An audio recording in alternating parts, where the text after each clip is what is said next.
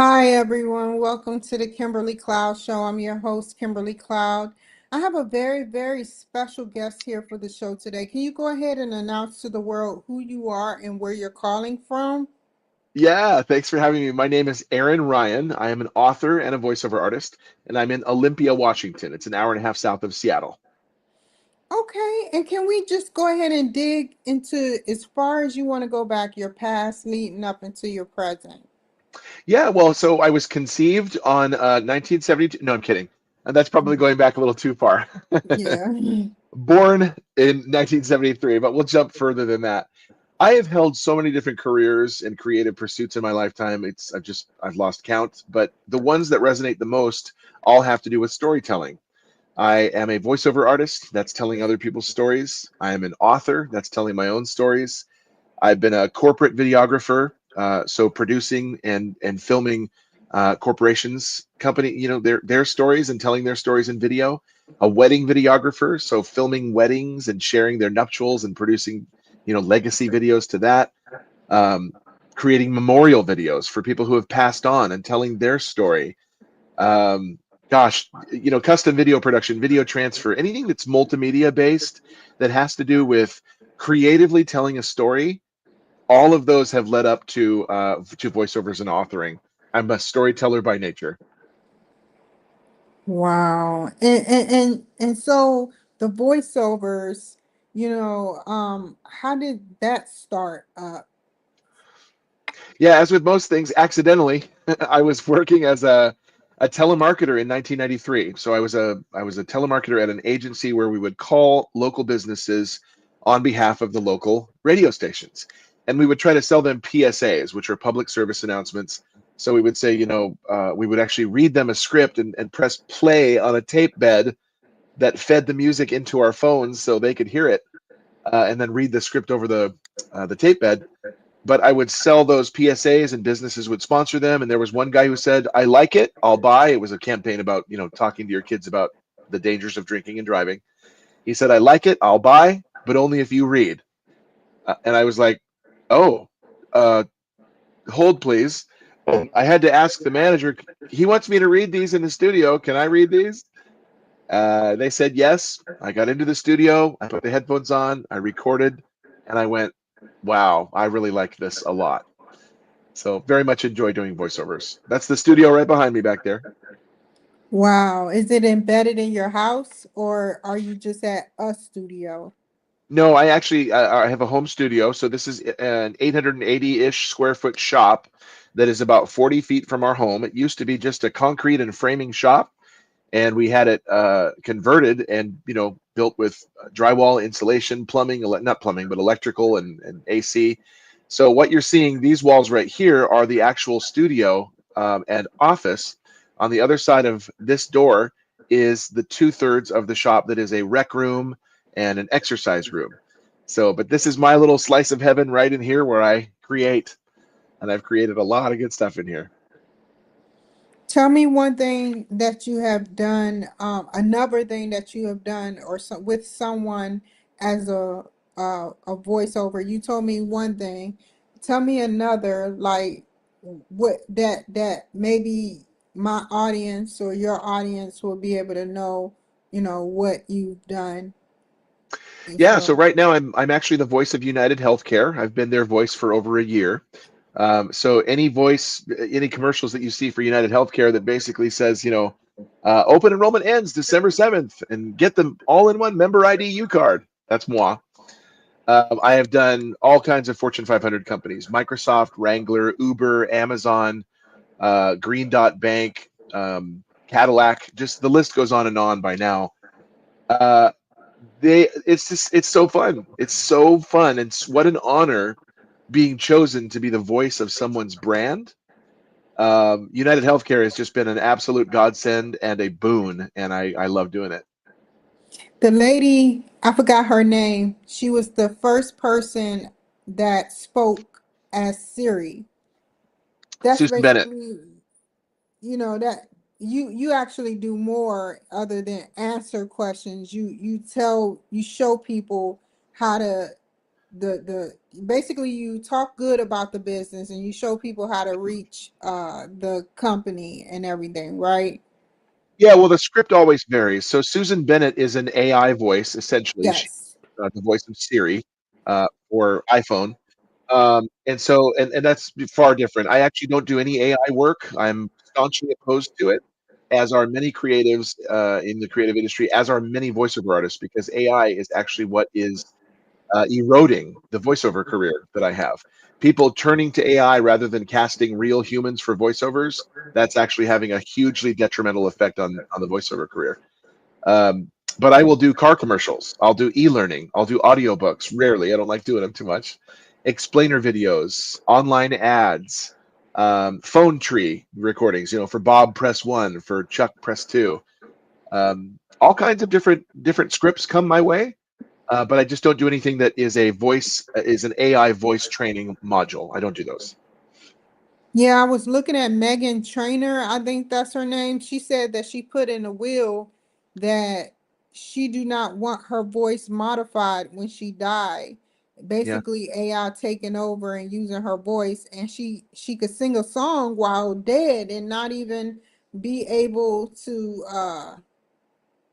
she'll be dead. yeah. And she won't really get paid for it because and that's wrong. I think that that's wrong. It's an abuse. And there have been several lawsuits over the years for people. Scarlett Johansson is one in the movie. I know who that is. What is that movie? Her. She was in the movie Her. Her voice was used in the movie Her as the AI voice, and it was without her permission, or something to that effect. She had to Oh, sue, and I think she won that one. There are all kinds of cases right now that are going to court that are AI based, that are creativity based, that are license based, and I support all of them. I think for the creative industry, it is no one really saw this coming except those who are actually entrenched in the system. But Chat GPT and OpenAI, when those really exploded last year, um, I, I have to tell you, I love Apple. We are an yeah. Apple family, but Apple has really embraced AI, and it's making me want to embrace Apple less. So, yeah, it's a fine line to walk. Yeah, like I like Apple because they Steve Jobs was hard. I had a guest on my show that was an employee of Steve Jobs, Mm, and he said that despite everything that he had an attitude, but at least he brought people a phone. And not only that, with new features every year, I say we're on our way to making progress. Even Tesla has a phone. So yeah, yeah. yeah, it's crazy. It's a very fine line to walk. For creatives that I work with, almost every single one of them are being impacted, and not in a good way. Oh AI wow. in as it relates to authoring has seen the explosion of copyright works, or even on a simple term, people are using Chat GPT to effectively write them an entire story. It will give it a few prompts, and then Chat GPT will spit out an entire story that they then copy and paste. They throw into a book, they slap a cover on it, and they are in the pursuit of the almighty dollar. They didn't create that story. A computer created that story for them. They did not use any creativity that came from here or here. And I just, it's one of those things that, again, you are using a tool to profit. It's for profiteering, and it's just wrong. It's wrong on so many moral levels. For you to take credit for that and to say that I wrote this and I'm the brainchild behind the story. Well, you're not.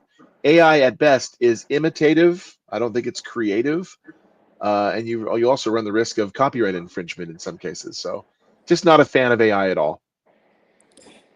Yeah, I know that what I used to do with AI is I would type in, because I didn't want to misspell nothing, and I have other things like that Grammarly or whatever, but I Hmm. just didn't want to misspell, and I wanted to be written correct, like more elegantly than what I usually do. So Yeah. what I did was I would go on Chat GPT and do that, but I would write in my own words first.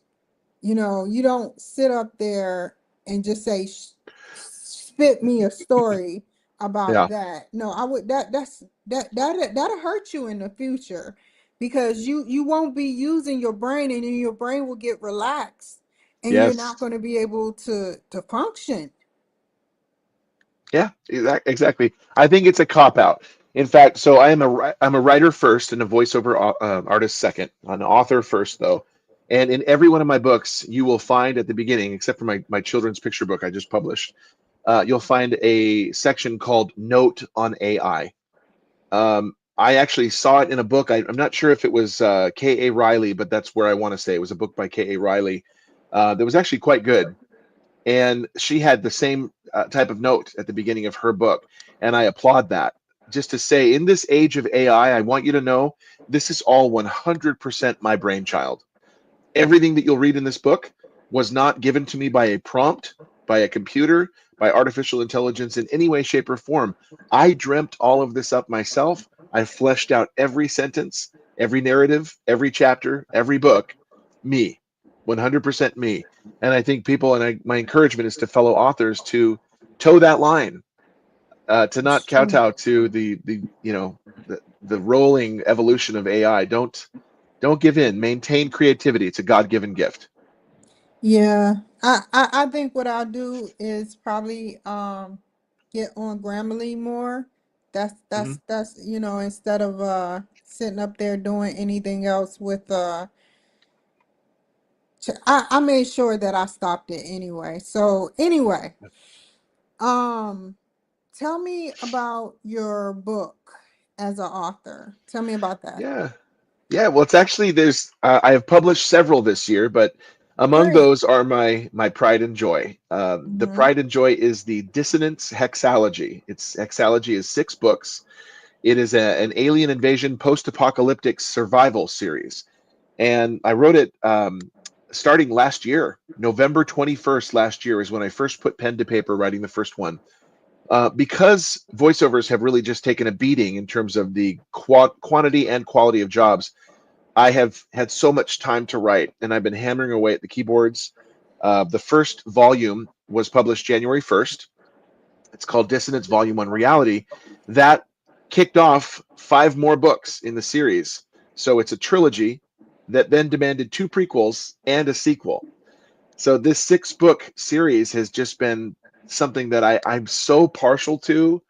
I love the story. I love the characters. And volume 1 has been adapted to the screen and is being pitched to streaming networks right now. So I'm very excited about that. That's my hope, my pride and joy. So these books, the dissonance volume, could you tell me a little bit about, basically what you said it's an alien movie, right? It's an alien invasion series of books. Series of Yeah. books, yes. And you supposed to be pitching the idea to people, streaming people that Mhm. probably will be able to pick it up as a movie, right? Correct. Yep, Good. absolutely. That's what I Yeah, was. so the first volume was published January 1st, and that is the one that I was approached on by a screenwriter who won a contest that was put on by a renowned Hollywood producer, former wife of James Cameron. She's produced Aliens, Avatar, Titanic, Terminator. Her name is Gail Ann Hurd, and she put on a contest that 5 screenwriters won. My screenwriter won the story, or wrote the story Jersey City Boys, or Jersey City Story, rather. And Jersey City Story was a screenplay that he wrote that he then won among 4 other winners. He approached me. We collaborated over, I think, 3 months' time, basically sculpting out the first book. And it's very close to the book, which is awesome because you never want a movie screenplay to deviate too far from the source material. Yes. And he's actually pitching it out there right now to streaming network executives to take this on. Here's the screenplay. Read it. Tell me what you think. And we have several contenders, several people who are actually considering it right now. That just warms my heart because that is the ultimate goal for an author. What's the storyline pitch of why you feel your book should be on streaming platforms or Yeah. movies? Well, he's the one who does the pitch, so thank God, because Yeah. he knows what to say to those executives. For me, I call it a terrifying, inspiring, and an easy read. The log line, which is basically the 2 or 3 sentence encapsulation of the series, is basically this: they drifted out of the sky one day. We thought they were angelic messengers. We were wrong. And that just has so much like, you get chills thinking about what a polar opposite. You think they are envoys of some goodwill, some benevolent force somewhere, and they're going to help us. We were wrong, and we find out they are nefarious, they're malicious, they're predatory species from another planet. But as with any good story, it comes down to 2 stories, and ultimately mankind is always the worst enemy of mankind. Thus the title Dissonance, which means lack of harmony. So they come in 2026, they kill off 85% of all mankind. The rest of us are living underground in these fortified military blockades. And we have to work together to eventually kick them off the planet or kill them all. And you follow the protagonists, there are multiple, through 6 books. We kill them and drive them off in the end of the trilogy, but they come back in a second wave in 2045. So you follow all of the characters from 2026 all the way through 2045. Wow, that is amazing. Yeah, that's very interesting. You Yeah. know, I know you named a couple of corporate people you have done stuff for, but tell me about the corporate author. Give me an example of one. Just pick a storyline of one place you were an author to a corporate business with, and tell me about that instance and why it stuck with you. Yeah. Authoring to a corporate business or voiceovers for a corporate business? Well, you said something about being a corporate author.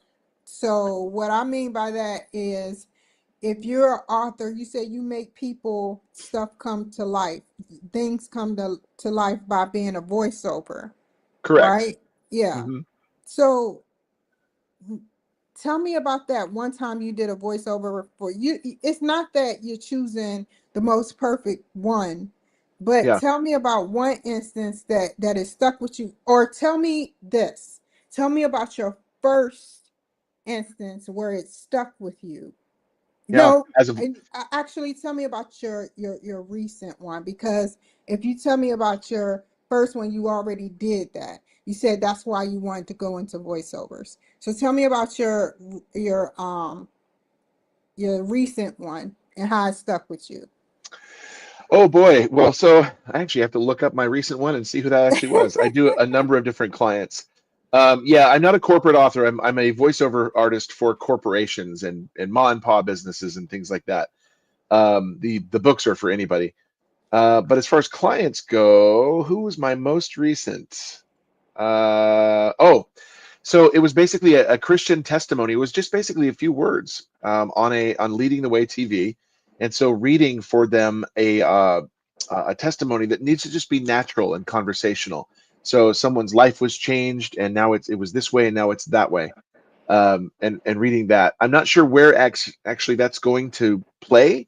The usage always varies, but I actually do a lot of work. I just did another one for in Ohio, these credit unions.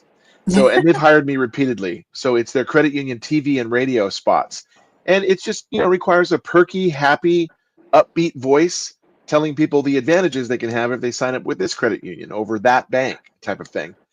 But they vary, man. Every single day is different from the next. I get this kind of client one day, and then I get that kind of client the next, and then that the next. It's a fruit salad. Do you have to go to the site to do it, or I mean, I know you have your own studio, but do sometimes you travel for these things, the No, I never have voiceovers? to. We Okay, never have great. to. Right now, the overwhelming majority of jobs are undirected. So Mhm. when I'm awarded a voiceover job, I basically record it in the studio. There's nobody listening. There's nobody watching. It's just me, and I will record those files and send them to them. However, sometimes they are directed sessions, which means the client wants to listen in and they want to offer feedback and have me say it a certain way. And overwhelmingly, when those directed sessions happen, they'll be either over a phone or a Zoom connection or something like StreamYard. But 9 times out of 10, they're over a technology called Source Connect. So they have Source Connect installed on their computer. I have it on mine. I record a file. They get it instantly, near instantly on their end, recorded here and there in tandem. So I don't even have to edit anything. They basically get the file as I record it. And that's really cool because it's amazing technology that way. There is a technology called IP, not IPDTL. Oh, what's that technology called? There's another technology that actually I don't have here. I can't, ISDN line. I don't have that. So if a client requires an ISDN connection, I'll drive to a studio that has ISDN. But ISDN is a fading technology. Source Connect is how you do directed sessions anymore. Okay, well said. And tell me, where do you see yourself going for the future?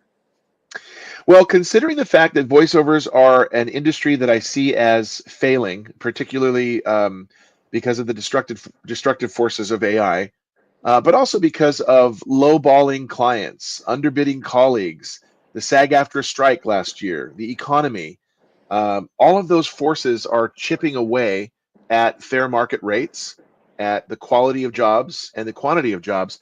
I don't know how much longer I'll be doing voiceovers. I will retain the studio because I want to record my own audiobooks, my own books, because I just, they're my characters. They're beloved to me. I'm recording one right now. But I see the future bright and sunny as an author. Um, I released this tremendous hexalogy this year. I also released a book called Forecast, where a man living in September of 2001, he's a weatherman, so of course he's struck by lightning. And then he is able to receive images from the future of future atrocities. He has to be near the person who's going to commit those, though. So he ends up following the lead hijacker of 9/11, Muhammad Atta. And he eventually ends up canceling 9/11. He ends up seeing it not happen. And wouldn't we love that for 9/11 not to be an event? So this is Forecast right here. It's available now. And this was a really deeply personal work to write this on a very polarizing subject. 9/11 is still, what is it, 22 years later, 23 years later, very polarizing. I'm finding that out in my ads. People are responding really interestingly to the ads. But Wow. authoring for sure, author. And if you had to, well said, and if you had to give a piece of advice to a young entrepreneur out there that, wants to be in your shoes, what would it be? It would be adopt a mantra. Yesterday, one of the things that will be your guiding light as you go forward in business. My mantra is from a movie I like to pretend does not exist, Star Wars: The Phantom Menace, and the phrase is uttered from Qui-Gon Jinn to a young Anakin Skywalker, and he says, "Your focus determines your reality." The first time I heard that phrase, whew, right over my head. But a few years ago, I was rewatching it. That phrase just knocked me on my butt. And I went, whoa, whoa, whoa, go back, play that again. Your focus determines your reality. I love that mantra because my focus is being an excellent storyteller on two different paths. It's my focus was being an excellent and successful voiceover artist that would pay our mortgage from voiceovers. Check. My new focus is being a successful and widespread and well-known author and have that pay for our mortgage. That's my focus. That will determine my reality.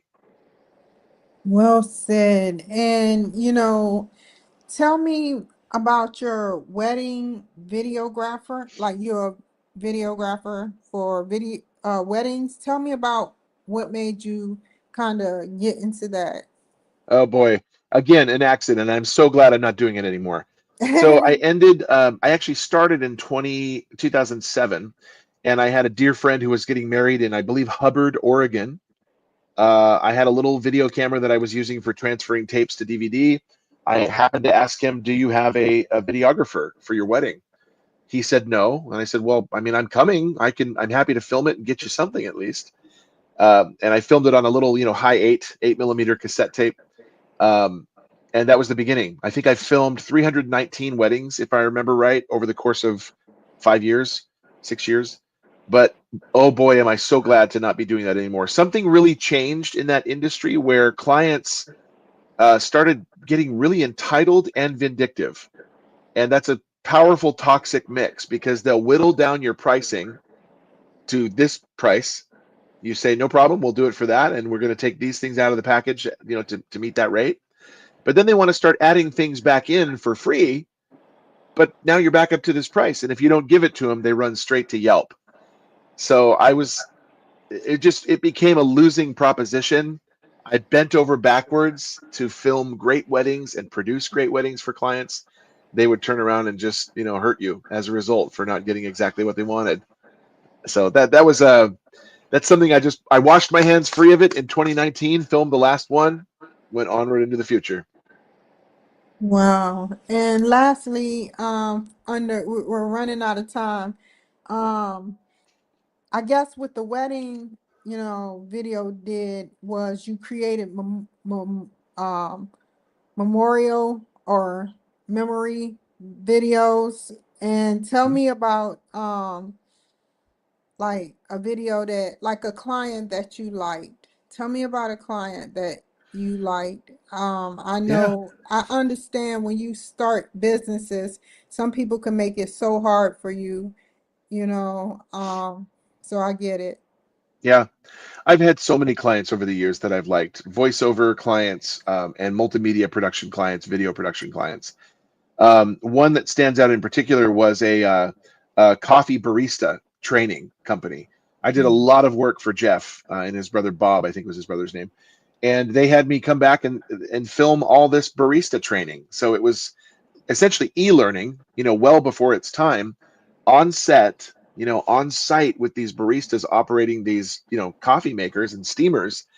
And it was a really cool experience because they gave me carte blanche as far as how to create them.